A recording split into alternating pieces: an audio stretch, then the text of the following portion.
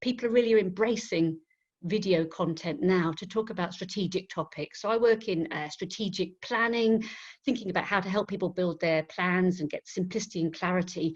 And there's so much content. And if you want really long articles, you can go to the Harvard Business Review. But if you want to find a bit more of an entertaining way of putting it across, your video. And I think, as Jack said, it's quite a nice way, if you've set up your own business, to get across your own personality, and people can see if they like you and they warm to you and they want to engage with you. So I'm a great fan of video, and I'm a great fan of using humour, no matter what the topic is. Well, that's it, isn't it? People get to know what you're going to be like to work with and be with. It's all very well presenting a really corporate front. If you're not that person, then when they work with you, you're going to have to fake it the whole time that you work with them. Yes, exactly. That's so thank you. But I think so. There's lots of different styles, and so you can use video content to educate. You can use it to get awareness to people of things that perhaps they think they're really good at. But if you can show them different examples, like, oh, actually, I do that. I could do it a better way. So it's a good fun. But it just shows that you can do it if you're new to it. Not everything has to be a big shiny flash thing. It's about, as Jack says, your personality coming out. Lovely. Thanks, Natasha. So now we're going to meet the second of our two global panelists today. So it's just, I keep saying this because those of us in Bristol, it's very exciting. So we've got a Trinidadian joining us today, Jared, and I've completely knocked your name off the whole thing. I just called you Jared. Apologies for that. He's essentially one of the top content creators and social sellers on LinkedIn and the Caribbean. He's going to be joining us now, and then he can give me his surname, which, it's Best Mitchell. That's right. I'm sorry, I knocked it off my script there. So you've already had 300,000 views of your content already this year. So your whole thing is about helping entrepreneurs grow their business and position them really, really well on LinkedIn. And you pivoted to this soul entrepreneurship in LinkedIn and sales training. And now you work with all kinds of people in all kinds of industries. And you've also, I understand, co-founded your own SaaS platform. Is that right? Founded my own sales conference here in Trinidad. So myself and my business partner, every year we actually have a sales conference that's, again, dedicated to the best profession in the world, sales. And we bring all top performers, practitioners throughout the Caribbean region to actually speak on what they're doing to maintain their success levels. Great. So that means that people go to Trinidad to talk to you guys. So everybody on this call will come and talk about anything you want us to talk about at your sales conference in Trinidad next year. Is that okay? Done. You up for that, Jack? That'd be so much fun. Can you imagine us all leaving Bristol Airport for that one? Thank you so much. Really looking forward to this, Jared. And your accent is divine. Thank you for joining us today. And now we've got, from the really exotic climes of Eastbourne, Nick Rayburn, who's a film fanatic who also claims to have superhuman skills. He says he has a superhuman ability to translate his clients' messaging into a simple and compelling narrative. I like that. I like all these claims today. It's very lucky it's virtual and we don't have to prove any of them. And you've had an amazing career, really interesting things that you have done, Nick, helping tech clients with video marketing to raise £10 million in seed funding, providing video content for Elton John, and getting your work retweeted by Elon Musk, and seeing your work on Netflix. So we're really lucky that you can join us today. Thank you. What's your angle in all this? I mean, you said like your thing is to translate messaging into really compelling narratives.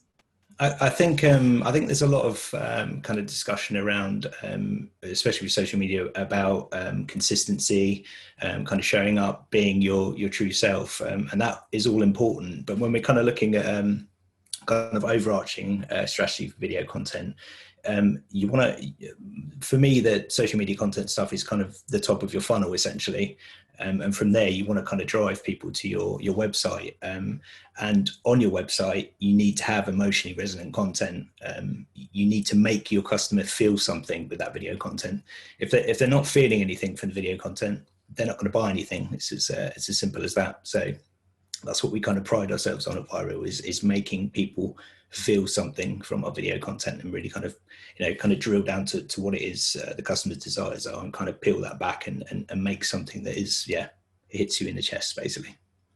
Great, I love it. Yeah, that's really true. And a lot of us don't, we make great social media content, potentially, not we, but one does. And then it's like, what's the next follow-up? Where's the video there that explains the next bit? I like that. Thank you very much. So now not only do we have 2 guests from really exotic locations today, and 3 if you count Eastbourne, we're bringing you not 1 but 2 bearded cap wearers. How many webinars can boast this? I'm not sure. So first up, we've got Paul Brown, who's the CEO of Baked Bean Media. He comes from a background in corporate sales and really specialized in digital marketing, and now specializes in helping his clients get to grip with video production and social media marketing. He's also a fabulous cook, having worked in the past as a chef, and he hosts his own podcast, and he's got quite a lot of experience in in making his own viral videos. So welcome, Paul. Hi, Claire. How are you? I'm good today. It's nearly, whatever, the sun is nearly over the yard on. It's all good. So today, your specialty, you're talking there, you've come from social media marketing where you're helping your clients. What's your kind of key niche, do you think? Yeah, we work across working with influencers. So people like Auntie Joshua, the boxer, all the way through to making corporate videos, websites for people. But I thought today, maybe an interesting topic to talk about is not necessarily making the videos or posting the videos, but how to push the videos out after you've created them. So I think a couple of months ago, I had 10 million views across all social media platforms on my own content. And that's basically investing time in actually pushing your content out versus just spending all your time making it. So a bit of a different view to maybe the rest of the guys today. So hopefully that will help out some people. Yeah, and that's going to be really valuable because we need to talk about all those different angles of it. It isn't just making the video. You're so right. Now, I promised you 2 cap-wearing beards, so to speak, and I wasn't lying. We're joined by Gary Gumbleton. Welcome, Gary. What's up? Thank you so much for coming today. So you've come to this in a really weird way as well. I mean, not weird way, different way. So you were traveling around the world, you were in corporate sales, you did great things like live in New Zealand, but underneath it, you were like, I'm just a creative trying to get out. And that's why you've started up Capital Content. So do you use both sides of that? I guess you do, because you've got all this knowledge about sales and now you've got all this creative stuff. It must be quite a nice sweet spot that you're coming from. Yeah, I get to kind of understand a lot of industries and help sell their products. Also understand who are buying those products. Like I left school at 16 with like 5 GCSEs. I didn't go to college. So the first thing you do when you come out of school with no qualifications is sales. But in the background, I was a creative. I did poster design, played in bands and stuff like that. So I set this massive, what's called a BHAG. Like I worked for Vodafone for 12 years and they do this thing called a BHAG, which is a big, hairy, audacious goal. And I basically set myself to be like a GM of a creative organization within 10 years. But at the time of setting that goal, it was really unobtainable. Like I was a scrote at the bottom of the ladder. But now when I was in NZ for so long, I found that they were kind of 3 or 4 years ahead of the UK in terms of video content, like from the strategy perspective. So when I came back to the UK and was telling a few people the stuff that I was doing 3 or 4 years ago, they were like, wow, this is amazing. You should definitely start an agency. And ta-da, the Capco Group was born. I love it. That's good. Short and sweet explanation. I like it. And really interesting how you got there. And also, as you say, having that goal, just, and sticking to it and making it happen is fascinating. It'd be interesting to hear how video shaped your actual personal, movement into this space as well. Okay, everybody. So I think we've had a really good introduction of you all. We know where you're coming from, who you are, what you've been doing. So it's time to crack on and get you chatting. I would just like to say to everybody in the chat, if you've got any questions, do ask them. And I will be checking them, and so will Tudor, and it would be really good to get your points of view if you've got any questions. I'm just having a flick through all you've just been telling each other, all the exciting places you come from at the moment, like Woking, yep, and Wales, a few, Portland, Oregon, that's better, great. So we'll move on now. I'm gonna ask this question, which, it's a bit provocative, but there may be some of you cynics on there. Why the hell do we need video? Why should we be using video? What can it do for us? So if I go to different panelists here and just say, in a nutshell, tell me why video is so goddamn amazing. I'm going to start with you, Alex. For me, the thing that I always tell people is that the reason video is so important right now, especially for business owners, is because it basically allows you to clone yourself. Because for most of us who are small businesses, why do people do business with us? It's us. It's you as the business owner. Like, you're the differentiator. You are what separates your service from the or tens of thousands of other people who do the thing that you do. So creating video content allows you to represent yourself the best way possible, because nobody's going to be as passionate about your business as you are. Nobody's going to talk about your business like you will. And it allows you to put those clones of yourself out into the world where they have the ability to work on your behalf 24/7, 365. And you're just giving people more chances to discover you, your services, and what makes you different and why they should be doing business with you. Like that. I have not heard that before, but it's a really good point. And it is, we haven't got time to be everywhere in all places. So Natasha, how's video so great for you? What is it doing for you? Well, I think, especially because I edit it myself, and as a comedian, timing is everything. So if you make your own videos, you can kind of get the timing, you can get the nuance, and you get across messages. And I say, you get to be yourself. And it's a bit like Alex said, there's a reason companies employ salespeople, because people buy from people. They don't buy things. They don't buy the brand descriptions. They buy the kind of values that you give. And I think if you make a video, people get your values really quickly. They get your personality really quickly.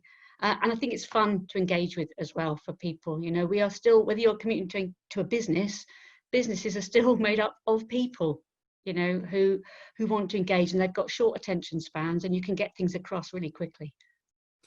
But if you're not using it, I mean, I know you guys are all working in this field. If you're not using it, Gary, are you just, is that it? You're missing the boat. You're really missing the trick. Absolutely, yeah. I mean, if you look at like the big buying group that's coming up through the ranks now are the millennials, right? And for the last 10 years, we have been telling them that don't worry, it's okay, you're going to be able to buy a house. And sadly, they can't buy a house, right? So they don't trust us, quote unquote. So the only way you can build trust is face to face. You don't have the ability to be face to face with 1,000 customers. So you therefore make a video with your face in it. Gary Vee a little while back was banging on about, got to jump on TikTok, got to be on TikTok. Brands, absolutely. But I think if you do need to be doing an element of video content, you don't have to be in it, but definitely video, because the social platforms understand that video is doing very well for businesses. So they promote through their algorithm that video content is great. They push that to the top. So absolutely, if you're not making video, make it happen. That's an interesting point. You don't have to be in it yourself, which might put people off doing it. You can, it's in some way. And I mean, obviously, Paul, all your videos that you make, presumably they're not all you, or are they?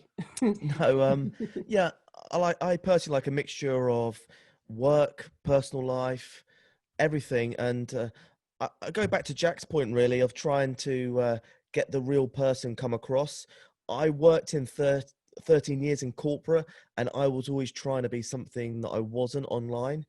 And that was one of the reasons why I left that environment, was just that freedom of being myself. And yeah, things have just gone crazy up because I was not being myself. And when it came to doing sales, I think people saw that it wasn't the real me. I was trying to be Mr. Corporate when that isn't me. That's really interesting, isn't it? And I know I've been kind of working on that message myself, because essentially you're supposed to be exactly who you are. So if somebody doesn't like you, they won't work with you, and that's fine. But the people who like you will. And that's the one thing that's so easy to do on video, isn't it? It's just be yourself, and then they either hate you and go, turn that awful woman off, or they love it and go on your YouTube and send you lovely messages and ask to marry, which occasionally happens. So yeah, no, I get that, exactly. Nicholas, so Nick, I keep calling you Nicholas. I'm sorry, I probably sound like your mother. I do apologise. I'm getting echoes of that. When and where should we use video, and for what audience? Because it's like, we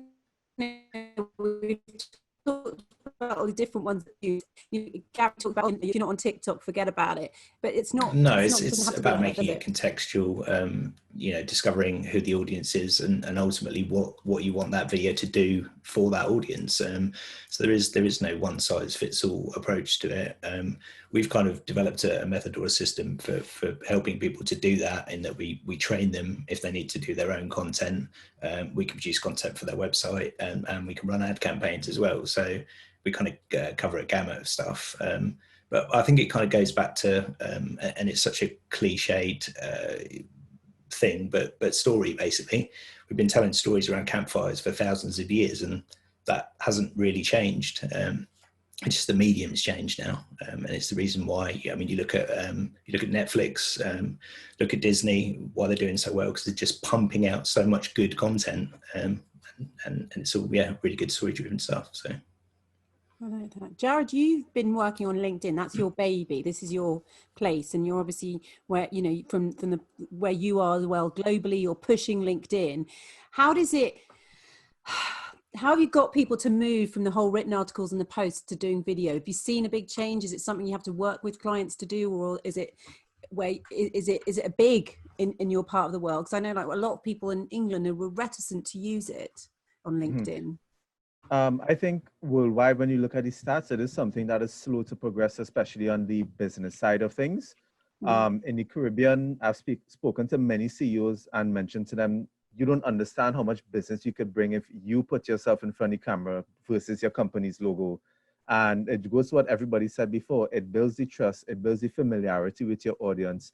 And honestly, I think now where the world is at and everything that's happened in the last 6 months, people have evolved how they absorb information, and a lot of people now are honestly looking at video no matter what type of platform that they're on, which is why you've seen the growth in how much people are going towards Netflix.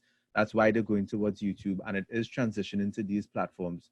So I honestly think why video is so important now, and for a lot of platforms like LinkedIn, because few people are doing it, the ones who are immediately put up on the pedestal as superstars. Yeah. So if you miss out on this opportunity, you're going to be in a crowded space if you decide to do it probably 6 to 12 months down the road. That's really interesting. I mean, talking of superstars on LinkedIn, Jack Cooke, this is your baby, but also in reference to what was said just then, I think it was Nick who said it about it's your personal branding. You're really hot on that, aren't you? People, and as Jared just said, telling CEOs rather, you get in front of the video. You do it. That's just such an advantage. What could there can't be any disadvantages from it, can there? Well, unless you're, rubbish, very controversial and you hate like everybody but yourself, and you want to talk about that, you're going to cause problems for yourself, aren't you? But I think 90% of us are all out there to help people solve their problems. So when we talk about that and we're passionate about what we do, then putting that out across, it resonates with people, and I think I can't see any harm in it. Sometimes your videos are going to flop, and sometimes they'll go crazy. There's a mixed bag. But unless you're being controversial or trying to offend people on purpose, and just being terrible, then you're not going to do any harm. So but obviously people have a lot of fear around that, about saying anything, because they think that's going to damage their reputation in business. It's not going to damage your reputation in business. Be customer focused, on brand, passionate, and talking about something that you can help your customers and clients with. Yeah, I mean, you can't legislate for someone being a prat, but assuming you're not being a prat, then it's only going to be good for you. So I'm not going to talking prats. Tudor's just no joke. 88% of people have so far voted on the polls. So if you still want to vote on the polls, on the poll that Tudor put up, now do it, please. And then when Tudor tells me you've all done it, then I can announce it and tell you what you all voted for, because we always love to know, don't we, what everybody's talking about. So there we were talking about things that can go wrong, and obviously what we all sort of think we need to do is to go viral, and everybody love what we're doing and to get gazillions of clients because something went viral. Now, does it matter though? I mean, I'm always being told, maybe it's just to make myself feel better, it doesn't matter who's looking at your posts and liking them, as long as people are finding out who you are. That sort of thing matters more. But I have to ask our resident viral expert, Paul, how do you go viral, and does it really matter? Yeah, I think first of all, it certainly doesn't matter if you go viral. I think all the panelists here say today, it's all about making sure that the people that who you potentially want to buy with or in the buy and cycle are doing business with you. So yeah, I think you can totally discount going viral, but if it's something that you enjoy doing, like myself, then there is a way of doing it, and it does take a little bit of time to get to that level, and you need a certain thing called conflict, something that will really get people talking. And do you want to go on one side? Do you if you're posting something that people naturally want to answer a question to, there is a higher chance of it going conflict. If you simply post a video of your corporate website, it probably a good chance it won't go viral. Classic, keep muting myself. The thing is as well, that this urge to go viral sometimes means that people are just putting out rubbish content because they're just so desperate. Oh, ask a question, be this. And it's like, that's not as useful as other content they could put out. So that sort of rush to viral can kind of bring down the standard a bit, doesn't it? I think we've all seen the negative of going viral. It's very easy to try and push to go viral and then it backfires. So yeah, I think you have to be very careful if you are going for that conflict approach to try and push something viral. If it was for business, I personally wouldn't recommend it. If it's something that you enjoy doing, then yeah, give it a go. I think it takes a bit of time, but I'm happy to answer any questions privately about making something go viral. Okay, thanks. Guys, we're getting a few questions that are quite, I don't know, it's up to you, but they're questions like, what's the easiest video app to use? What about sound outside? All these kind of things. And I thought it might be good if some of you on the panel might want to answer some of those questions, because if we get into those weeds as we're chatting, that might be a bit difficult. But if you've got a minute when you're not talking to jump on chat and have a look at some of those questions people have said, that might be quite useful. As we get into all those, we'll be having whole conversations like, well, I use the C39 camera and the so-and-so microphone, and we may lose all our audience. So give them your wisdom then and there. Now the poll has been released, so to speak. So what's the biggest challenge when making videos? Because this is an interesting one. So it's pretty head and head, but it looks like knowing the best tools for doing the job. Well, we've got 7 tools here on the, so to speak, on the thing that you can ask, but that's an interesting point. Generating ideas. I know we're going to talk about that in a minute. How do you get the ideas for your content? Being confident in front of the camera, that is a whole other can of worms. You basically just need to give me a call and I'll give you a coaching hour. That's what I do. Quick sell, pitch. And other, we don't know what that is. And what is your why for doing the videos? Again, brand awareness is the key one, and generate more revenue, I have to say. But that's, yeah, when it boils down to it, why do we do anything that we do? Generating more revenue. And if that's what your videos are going to do, which I think we're all on this pretty much agreed on this panel. And what do you want to see in the next? Oh my gosh, more video, how interesting. And a little bit more on automation. Thanks everybody for sharing and for filling in that poll. That's really useful to Tudor in particular when he's planning his next event. So yeah, you're all being very kind and giving them the answers. That's brilliant. And we'll have those conversations about lapel mics and stuff, maybe on a different kind of webinar. So there we go. That question was, how do we get started with creative content? Where do you go? I've got to make a video. I'm just about brave enough to stand in front of the camera or get someone. I haven't got the luxury maybe of hiring somebody who can come in like Alex and some of you others and give me amazing ideas. So Jack, you talk about this a lot. I meet you at a LinkedIn event and you say, come on, Claire, you can do it. And you just spiel off stuff. So where do you get these ideas from? So ideas, I have no idea. No, I'm joking. Basically, you've got to listen to your customer.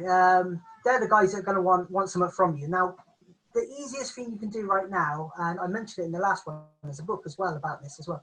Check your emails. What are people asking you? Are they message you on WhatsApp, LinkedIn? That's where I start. There's loads of ways to get ideas, and there's a variety of ideas, but if you just want to start with ideas, what are your customers asking? Because if they're asking it, there's probably 100,000 other people out there, and you'll have a plethora of different questions. And also, don't write off the little questions like, how do I tighten the nut on this bolt? You might know it, but if that person's asking, somebody else out there is going to want to know. So just answer every question in a post or whatever it is, but video predominantly. Yeah, I like that. And it is the simple questions, but that's what people want to know quite often. Yeah. They look at if you call yourself something, what is that? Because we all think we know what it is. I mean, the classic one is everyone who calls themselves a VA. Half the people don't know what that means. Yep. And that's a great one when you explain what you do. Alex, you know, you come in and you help people, as you said, sometimes realize what it is they actually need to be doing. You know, we're obviously based in Bristol here in the UK. Most of our clients probably are UK based or European. In America, when you get these people, is it the same problem? We don't have any ideas, or we're full of content ideas, we don't know how to use them? Most people think they don't have any ideas or they don't have anything to talk about, which is usually far from the truth. It's just like Jack was saying, I always tell people to start with the basics, to start with those questions that they're getting every day, and to also, especially when you're some type of expert, you have to step outside of yourself, because as an expert, you tend to become blind to your level of expertise. It's easy to know that when you're a brain surgeon, like, yeah, obviously I can open up a skull and dig around in there. I know what I'm doing. But there are tons of things that you learned on your way to getting to that point that the ordinary person doesn't know or is unaware of. Things that are common terminology to people in your profession, or common procedures, common knowledge for your profession that is uncommon to everybody else. And so if you start with that stuff, that's valuable information to tons and tons and tons of people. And there's loads of it, because you didn't become an expert in one day. You didn't learn everything that you know in one day. You got years and years of learning and experience to draw on to give people practical information that they can go out and use. And that's where you need to start. Start with the easy stuff. Don't start out trying to teach people how to launch the space shuttle. Like, nobody understands that. Nobody needs it. But if you need to teach them how to, you know, fix their washing machine, or like fix a leak or something, there's a lot of people who have those problems. Yeah. Okay, Gary, how do people find that, you know, the sexy content, the stuff that's going to really make a difference to their customers? How do you ask them that? How do you dig that out of them? Smoke a lot of weed, really. No, I mean, what you need to do is write down a list of things. You know, people go, right, I want to make a video. Sweet, let's think of an idea. If you're at that point, you need to put the phone or the camera down and write down your ideas on what you're going to shoot first on a completely different day. Everyone goes, I want to make a video. Actually ask yourself, why do you need to make that video? From a creative perspective, I mean, I pull a lot from other videos that I watch. And I think a lot of people, like we've spoken about here, you know who your audience is, you know, see what questions they're asking. Let's not forget about competitors, you know, see what content the competitors are making, see what content your competitors aren't making, you know, and start filling that void. And you mentioned about like these single videos, how to tighten a nut or how to fix a washing machine. It's not necessarily that video trying to solve someone's problem. That is one bullet in a whole machine gun. You know, they'll watch that video. Oh, he gave himself a gift, and then they'll take you to the rest of the content, all the buy nows and the contact us and stuff. You know, but from a creative perspective, I mean, yeah, everyone's in front of a screen all the time. You know, so let's not pull your resource from everything that you're watching right now. You know. Well, Jack, you made a useful point there on the chat when you said as soon as you start thinking this way, your brain kind of goes that way and you end up having loads of ideas. As soon as you get one or two, you'll be like, ooh, ooh, ooh, ooh. Yeah. And also sit down with one other person who doesn't do what you do and say, ask me a question about what I do. And that will immediately stimulate your mind. It's fascinating. Natasha, you do business subjects that you make funny and interesting and, you know, and accessible. So how do you get your ideas? You just sit there laughing to yourself about the stupidness of business because you have found the funny side of things. Well, I do sit and laugh at myself and other people, but I think that's the key thing is actually, I start with what the other guys are saying. You think about why you want to make something. What's the message you want to give out? And then I find, particularly very senior business leaders, it's quite hard to admit that you've been doing something for years, that you might not be that great at something. So actually what I tend to do is I look at how to do something and also how not to, but I do it as caricatures, so the extreme version.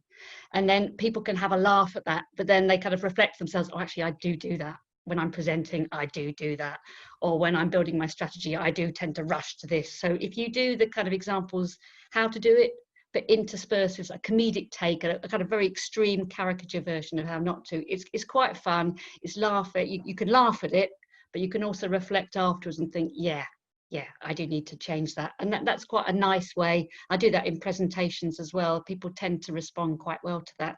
And once you start doing things like that, it doesn't have to be something that's completely radical and original. It's just a funny take on another topic. It just tends to land and people tend to engage with it. That whole concept, though, of using humor, which obviously we love, and we know, because we all go and watch all that in the evening and we want to have a laugh. There's a lot of fear about using it in a business sense, isn't there? And how to do it appropriately. And, I'm just preparing a script for some presentation training for a whole load of people and senior people in the medical field. And they've sent it all back to me. There's people organising it going, oh, no, you've got to take that humor out. You can't make a reference to George Clooney. You can't make a reference to the Kardashians. And I'm thinking, of course they'll know who they are. They're all, oh no, these are really eminent people. I'm like, doesn't matter, they're still human beings. They will enjoy it a lot more. I've obviously got to just bow to what they say, but Paul, how do you make it appropriate, or do you not have to worry about that? You're not talking to business people, you're talking to human beings. Tough question for me to answer that. Yeah, I think going back to the corporate days, I was always frowned upon, for example, having a beer and posting that on a video. And I was going to events in Germany, and the German beer was part of the culture of the event. So, and the corporate business was like frowning upon it against me. And I think, once again, it's one of them things that I realized that if your clients are doing it, then you should be doing it as well. And it's an interesting topic. You don't have to be so starch in your approach.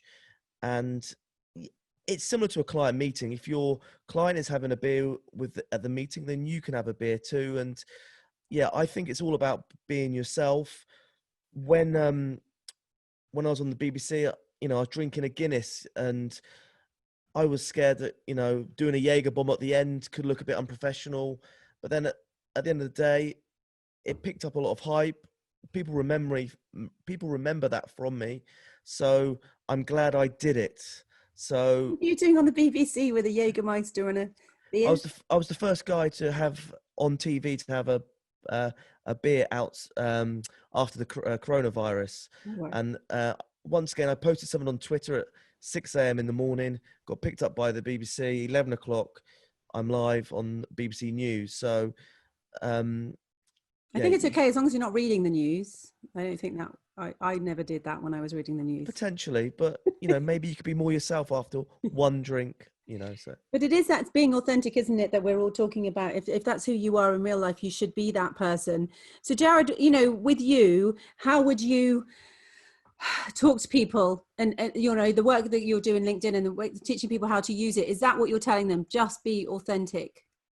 Yes, and here's the reason why. At the end of the day, when people meet me, they're honestly at the ending stage of the buying process sometimes, because they've seen all the content from me. They know exactly what they want. And I think, I don't know if the panelists could confirm, but they honestly meet with you just because they want to see if it's real. And once it's real, they immediately go to sign the contract, because they just wanted that final confirmation. They were at 99%. Seeing you, hearing your voice was the 1% that got them over. And that's why I think the authenticity matters, because they want to ensure that everything you're saying, the way you sound, the way you look, is exactly how you come across. Because I think people will be shocked if they met Gary and he doesn't have a beard, or he has an afro. They might be turned off and be like, what's going on? This is not the Gary I know. Or where's his cap? Because, for example, everybody knows me for wearing yellow. When people see me and I might have on a shirt that's not yellow and the pants might be yellow, they ask to see my pants. They are that specific. So they want that type of authenticity. And I think that is truly, truly important. So I think it doesn't matter who you are. Like, I love the fact that Jack owns how great his accent is. It's not really trying to change it or tone it down. Like, this is me. This is who I am. If you like it, great. If you don't like it, that probably means we weren't meant to do business anyway. So being your authentic self is the best way to actually get ahead. It's very true, isn't it? Because otherwise you're wasting time. And I'd just like to, for the multinational audience here, I think Jared is referring to pants in the American sense of trousers. A lot of people do ask to see your pants, maybe through LinkedIn, and that's those kind of messaging that you report very quickly back. And Gary, I would love to know, is there a fro underneath that cap? No, there definitely is not. Excellent. Darn, Excellent. I just lost the bet.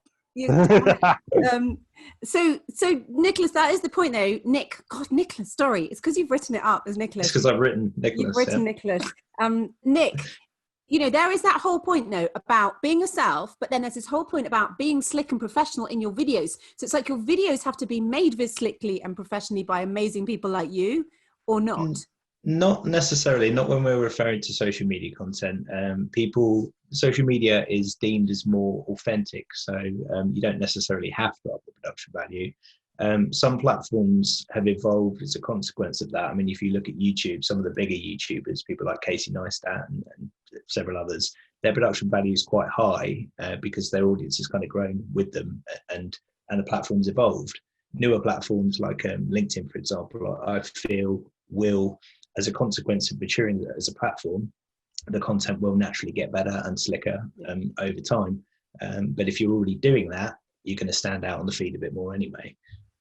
I think, kind of going back to what you were saying as well about, authenticity and being yourself. I think a large part of the problem is that not a lot of people know who they are. And in order for them to be themselves, they need to know who they are.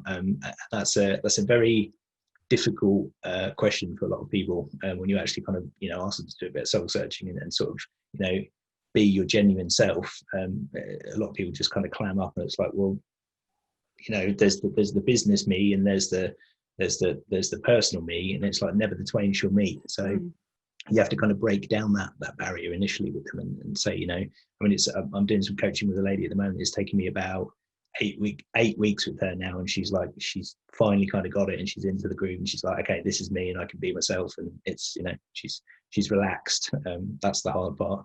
I think we've kind of glossed over as well a little bit. I think there's an impetus for people to actually kind of go out and create content. And one of my things is I always, and some of the other guys might agree with me here, is the pre-production phase, the bit before you actually start looking at a camera or looking at the editing and all the stuff that comes after it, is actually coming up with ideas, actually kind of scripting or writing down content ideas, because that's the most, for me, it's one of the most fun parts, because you get to kind of condense those ideas and kind of throw out stuff that doesn't work, and you can refine it and do it all before you even think about picking up a camera. And that's something we haven't really discussed so far. So yeah, no, that's very true. There's lots of processes that are really enjoyable in the creative process to make these videos. I guess that there's a lot of advice out there from people saying, just go, just do it, you're missing out. But actually, and then that puts a lot of stress on people to go and do it. As you say, there's a whole lovely bit of storyboarding and getting ideas and all these things, which can be really enjoyable, and also then match the strategy that you want to work towards anyway. Yeah, we're racing through this as I knew we would. Now we're getting all these questions about tech and, can you make a video without expensive equipment, all that kind of thing. How hard is it to edit your videos? I mean, there's all the technology out there that you guys can be advising on. I think if we're moving on, we might kind of move that bit and talk about how do you get your audience, the right audience to see this? Because that's what you guys are really helping people with. The reason they come to a professional is because they want it to be seen, and maybe what they're making themselves isn't. So, if I come to you on this one, Alex, how do you get the video to the right audience? What should people be doing? Well, that depends on what platform that you're on. If you're going about building your audience organically, then it's gonna take time and work. I mean, there's no way around it. Like, people want a shortcut, people want a secret sauce. There is none. Like, you got to put time in and you got to put work in to build an audience organically. That means being on the platform, engaging, connecting with other people. Like, that takes work. Now, there are ways that you can kind of make those processes easier for yourself. You can hire a VA to do a certain number of connection requests per day and look up certain kinds of people that are in the demographic that you're targeting and do some of that stuff on your behalf. But unless you're like trying to run your content as ads, there's no easy way to just make it happen.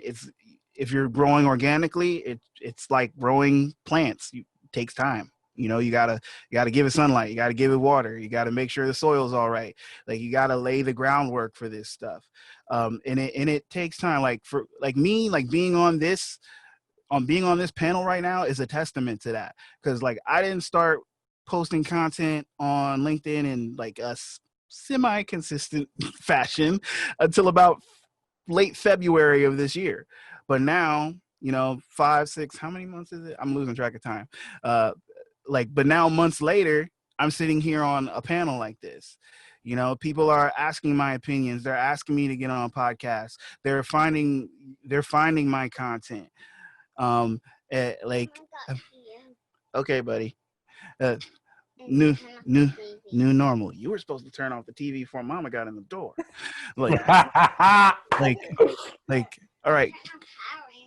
Oh no! Did your wife spot that he was on the telly again, watching TV again? Are you busted? Probably. I'm used to it by now. But dude, on the call. Come on, give me a break. I'll be with you in a little bit. We're almost done. Love it. Be your authentic self, Alex. I love it. We love that. This is not the first live stream. Come on, kid. I just got home. I love it. This is great. Come on, Alex. Did you not see this?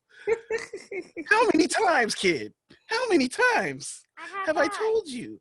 Bring him on, Alex. We'll leave you to that, Alex. You go deal with the little dude, and we move on. I love that. Thank you so much.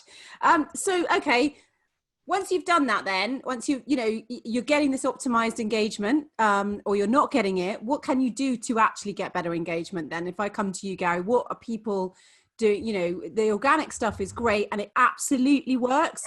I agree with Alex. That's what I've been doing, and it's worked for me. And Jack will be saying that too. But if you really want to kind of up your engagement, what do you do? Well, from a tactics perspective, there's like a million things you can do, right? One is the mirror strategy. If your audience is 25-year-old females, then put a 25-year-old female in your video. You know, I'm talking about video content from a business perspective, not necessarily from a personal brand. Also, make it square. You know, square fits on all social feeds, takes up the most market in real estate. I also have a thing called the £1.99 strategy. So we all know that £1.99 is £2, right? We are desensitized to that because it's been happening for hundreds and thousands of years. From a video content perspective, we're tricked by the 59 or 29 because it's a relatively new medium in comparison to currency. So make your videos at 29 seconds or 59 seconds rather than 31 or 1 minute 2, because people go, oh, I have more than 29 seconds in my life to be able to watch that video, you know? And also, if you can, everyone goes, oh, what's the best length of video to get the most engagement? 6 seconds, make a 6-second video. Get your point across. If you're going to make a big video, make a 5-second intro to get your point across, right? But if you can make just a 6-second video and that's it, you've won. You won the game. You won the video content game.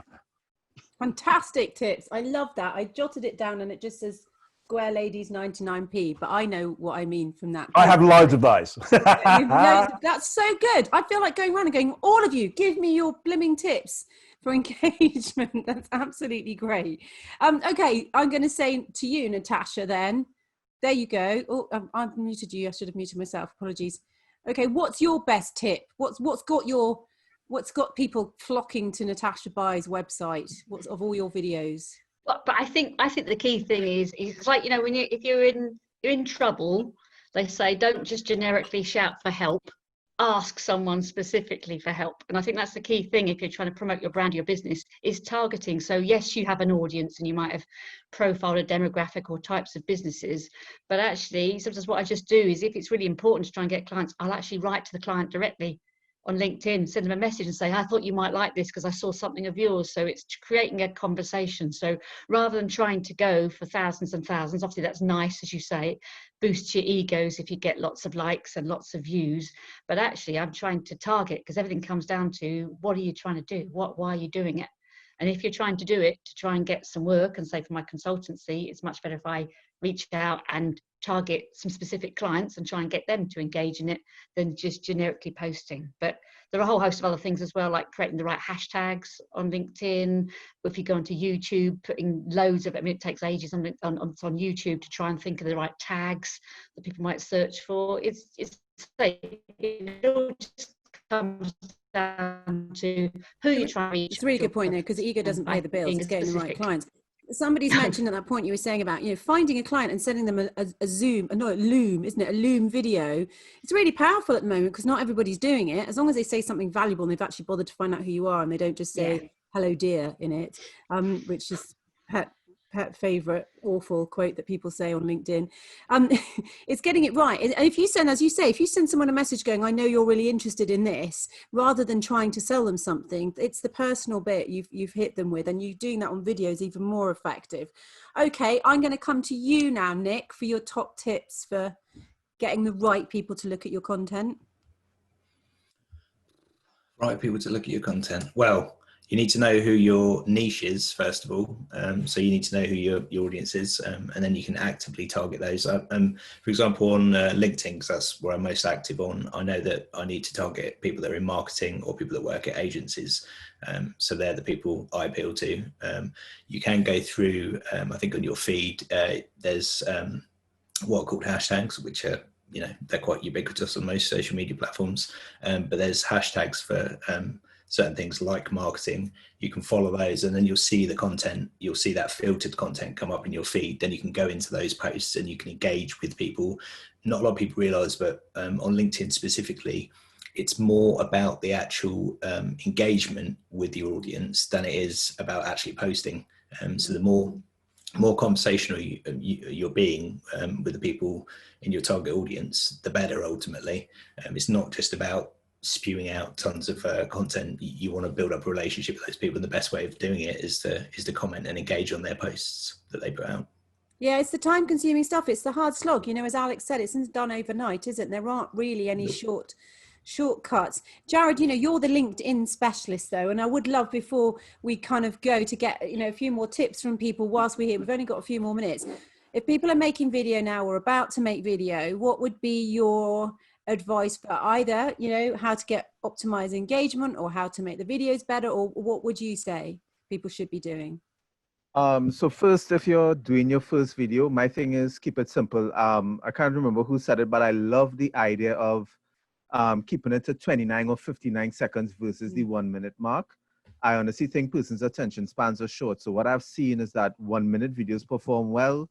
3 minute videos and stuff and longer, it usually has to be something that's instructional if you're probably showing a feature of a product or service that you use. But if you're trying to get your point across, don't make it too pointy. Don't have too many points in it. Sometimes just one point is perfect for your audience, and it allows you to break up the content into more pieces.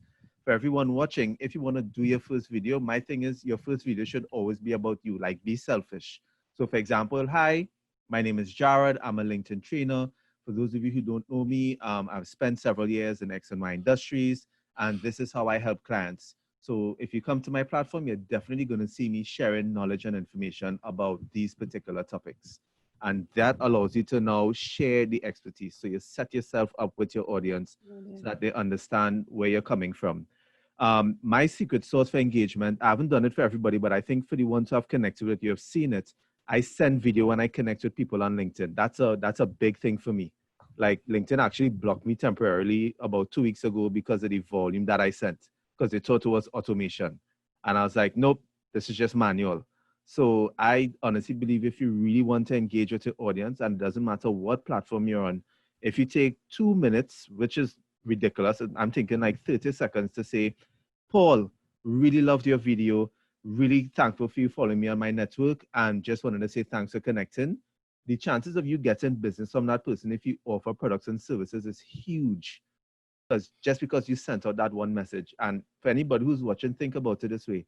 Imagine if you're a fan of someone and that person sends you a message, you would be screaming at the top of your lungs in excitement. And then if that person decides to have a workshop 2-3 weeks down the road, you're probably going to buy it because they took that initiative and sent you a simple 15-second message to say, hi, thank you for being a follower. Thank you for supporting my content. So that to me is the secret sauce. Like, engagement on any platform, I think, is really how you build your audience and how you get traction on any type of content that you're putting out. It's just like making friends, isn't it? It's that initial hi at the bar rather than hi, will you sleep with me? It's not going to work if you do it that way. You've got to, I know Jack tried, but it doesn't work, does it, Jack? I mean, Jack, what's your top tip? My top tip is not to shout things out that when my wife's in the next room.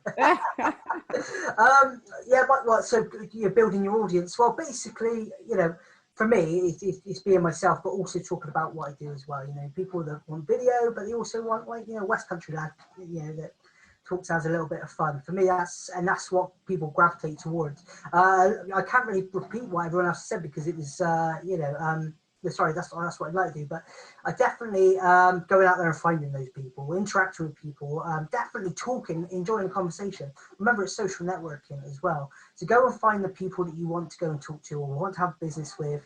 Bring them into your network. You know, go and find them where it is. Go and interact with their content, as I said.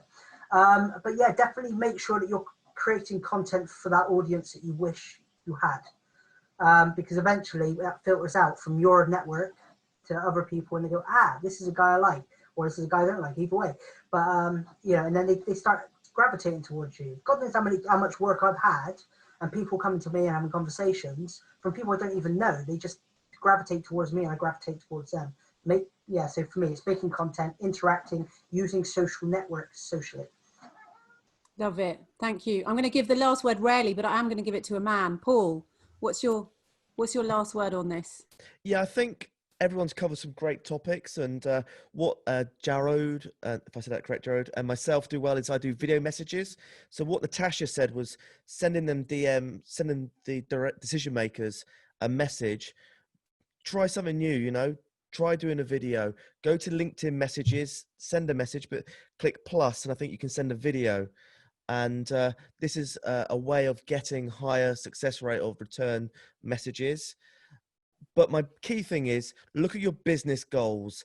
If your business goals is to make X amount revenue, you know that you can use social media as a tool to get you to that goal. So if that means you have to send out 10 video messages a day, this is to decision makers to win new business, then this is kind of the KPIs you need to be successful on social media or doing business development and sales, basically. I love it. Thank you. That's really good. A quick reminder before we go, everybody. I only found this the other day. You may all know. If you go to the bottom of the chat function, there's 3 little bars. And if you click in there, it gives you the option to save the chat. So if there's loads of bits of information you want or people's contact details or anything, it's a really worthwhile. I'm going to do it while I remember. It just saves it as a little file. So if you've missed anything. Tudor, I love your question. Is it bar first? Yes, Tudor, it is. It is. It's not. That's where I'm going wrong, is it? That's where you're going wrong. Yeah. I've learned something today then. Yeah. I'm really glad that an effective talk all about video, and that's the one thing Tudor's remembered. Awesome. So Tudor, have you decided what your next webinar is going to be on? Well, I think it potentially could be on video and a bit more on the content side, judging by the poll. But food for thought, lots of food for thought on this one, that's for sure. And I really like that idea about planning your strategy rather than just chucking anything off.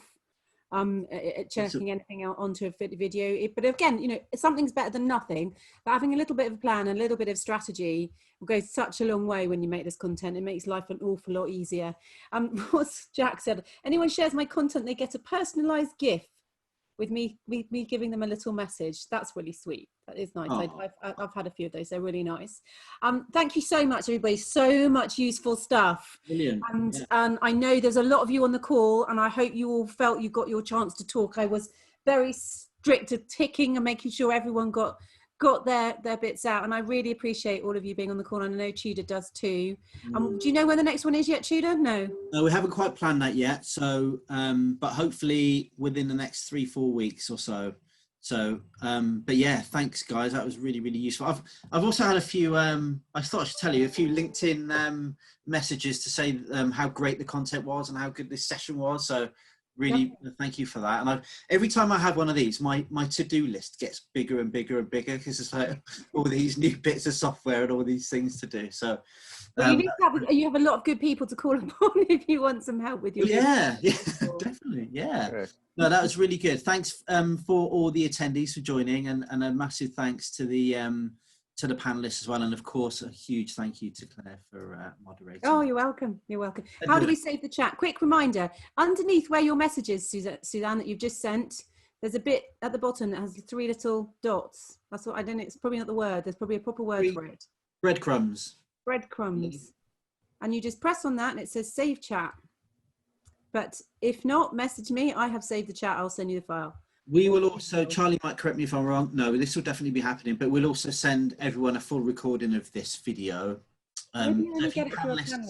Just get this in there. If you panelists have got any offers or anything like that you want to communicate to the audience, just drop us a message, and we'll get that over there. But yeah, and if you give us your contact details and any presentation or whatever like that. Brilliant. Will do. Thank you so much, everybody. Fantastic. Bye. Thanks, everyone. Peace. Great to see you. Thank you, Pete. Thanks very much. Lovely to see you. Thanks, Natasha. Okay, thanks. Till the next time. Thanks, Nick. Cheers, Thanks, Claire and Tudor. See you Thanks. later.